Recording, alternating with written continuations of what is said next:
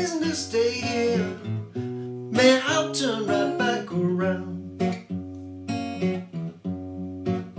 I said, just give me one reason to stay here, man, I'll turn right back around. Said I don't wanna leave you lonely, oh, you got to make me change my mind.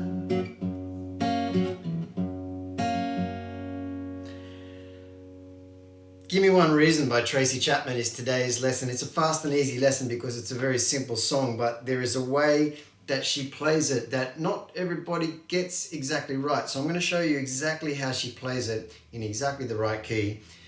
Download your chart if you need it, but it's a very simple, straightforward 12-bar pattern. The key is F sharp, which means our three chords, and three chords only that we use for this song, are F sharp, B, and C sharp.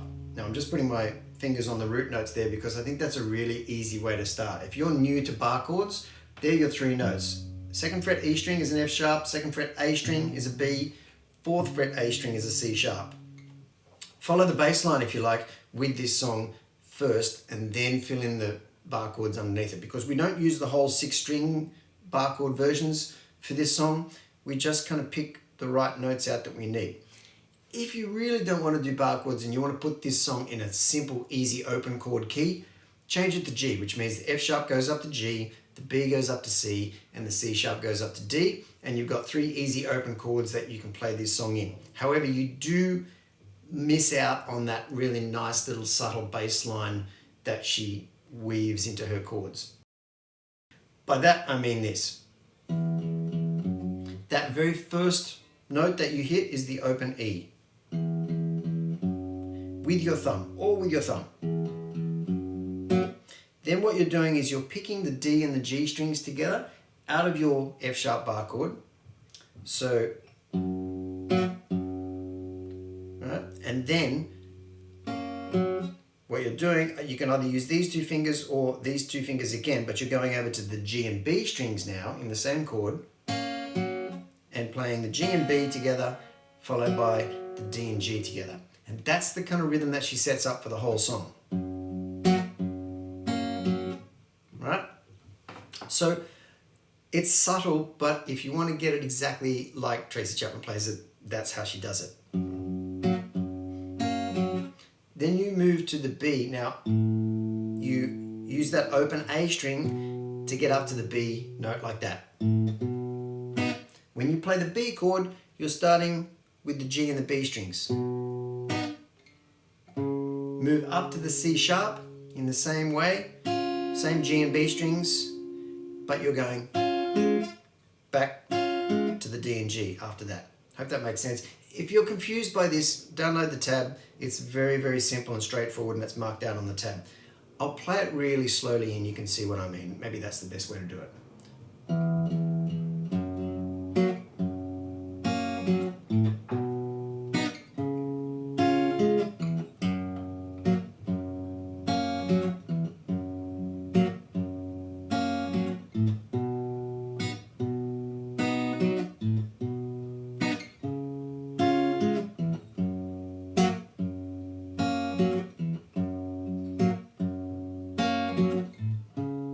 As you go up to that C sharp at the end, you do come off that open A string up to the C sharp, in case you're wondering.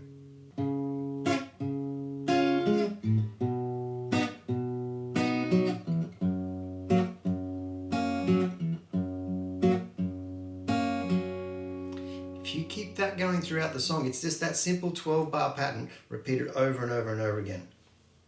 It's a 1-4-5 progression, and if you don't know what I mean by that, the 1 chord is your F sharp, that's your tonic.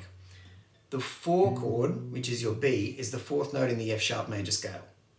And the C sharp, you guessed it, is the 5th note in the F sharp major scale. So in the key of F sharp major, your 1 chord is your F sharp, your 4 chord is your B, and your 5 chord is your C sharp. And they're all major. That's it. That's the song. It's simple, it's brilliant. Like so many of Tracy Chapman's songs, they are not complicated, but they are just played in a really elegant, simple way that a lot of people can kind of miss the subtleties of it, and as well as having a voice like an angel, she writes really, really great songs, really simple, really great songs. By the way, if you want to do some of those lead bits, if you want to play some of those things, look at your F sharp minor pentatonic scale. And yes, it's F sharp minor, even though we are in the key of F sharp major. For these blues kind of songs, F sharp minor pentatonic fits in an F sharp major blues. With the exception sometimes of this major third, which you will hear in some of these solo bits. But what you want to do is you find this kind of extended F sharp minor pentatonic, which not only starts from the F sharp, but you can also go down to the open E, up to the F sharp, get your A, then your B, C sharp, E, F sharp, so on. When you come up here, you can extend up into this top range, this little BB box, if you like, that's what a lot of people call it, of the minor pentatonic scale.